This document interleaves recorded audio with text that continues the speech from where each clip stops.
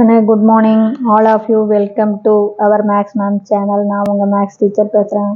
இன்னைக்கு நாம் பார்க்க போகிறது 12th வந்து 4th chapter inverse trigonometry exercise 4.6ல 18th சம் பாருக்கண்ணே. if sin inverse of x plus cot inverse of 1/2 equal to 5/2 then x is equal to அப்படின்னு இருக்காங்க கண்ணே.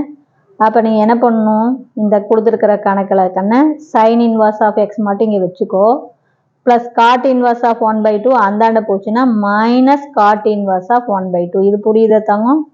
அப்போ தேர்ஃபோர் மறுபடியும் பாரு, நமக்கு எக்ஸ் தான் வேணும். அப்போ எக்ஸ் மட்டும் வச்சுக்கோ, சைன் இன்வர்ஸ் அந்தாண்ட போச்சுன்னா சைன். அப்போ sine of 5/2 minus cot inverse of 1/2. Sine வந்து 5/2, இது ஃபஸ்ட்டு கோடுறேன். 5/2லேருந்து கழிக்கும் போது சைன் 5/2 மைனஸோட சேரும்போது காசாக மாறி போயிடும். அப்போ மீதி இருக்கிற ஆங்கிள் காட் இன்வர்ஸ் ஆஃப் 1/2. இப்போ இந்த காட் இன்வர்ஸ் ஆஃப் 1/2 வந்து கண்ணு ஏன்னு எடுத்துக்கோ.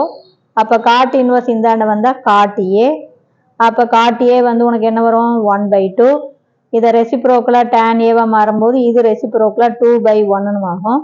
அப்போ டேனுடைய ஃபார்முலா உனக்கு என்ன, opposite side by adjacent side. அப்போ ஆப்போசிட் சைடில் 2, அட்ஜசன்ட் சைடில் 1. அப்போ ஹைபாட்னியூஸ் வேணும்னா ஆப்போசிட் சைடை ஸ்கொயர் பண்ணணும் ப்ளஸ் அட்ஜசன்ட் சைடை ஸ்கொயர் பண்ணணும். அப்போ ரூட்டுக்குள்ளே ஆப்போசிட் சைடு ஸ்கொயர்டு வந்து 4, அட்ஜசன்ட் சைடு 1 ஸ்கொயர் பண்ணால் 1, கூட்டுனா √5. இப்போ வந்து நமக்கு ஹைபாட்னியூஸ் தெரிஞ்சு போச்சு கண்ணு. இப்போ பாரு, ஜஸ்ட் எக்ஸ் ஈக்குவல் டு காசு, இது ஏ தான். அப்போ காஸ் ஏ. அப்போ காஸ் ஏவுடைய formula adjacent side by hypotenuse. அப்போ அட்ஜசன்ட் சைடு 1 ஹைபாட்னியூஸ் √5.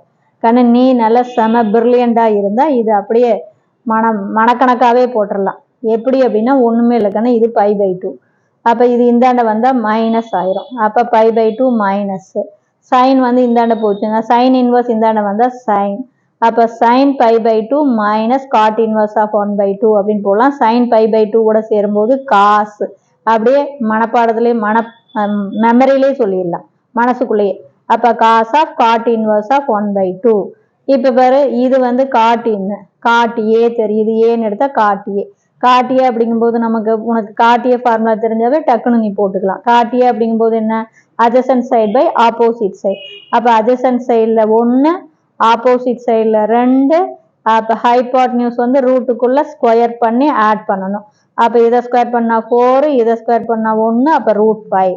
அப்போ நமக்கு தெரிஞ்சு போயிடுது ஹைபாட்னியூஸ். ஹைபாட்னியூஸ் தெரிஞ்சாவே காஸ் ஏ.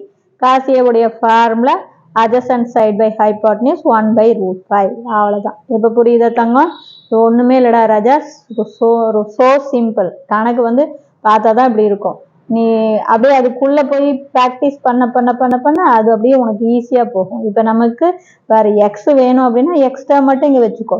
இந்த டேர்ம் நமக்கு வேண்டாம், இதை அந்த சைடு கொண்டு போனால் மைனஸ். சைன் இன்வர்ஸ் இந்தாண்ட போனால் சைன் 5/2 சேரும்போது காசாக மாறும். அவ்வளவுதான். அப்போ இது ஏ. அப்போ நம்ம கணக்கே காஸ் ஏவை கண்டுபிடிக்கணும். அப்போ இது ஏன்னு எடுத்துக்கிட்டிங்கன்னா காட் ஏ தெரியும்.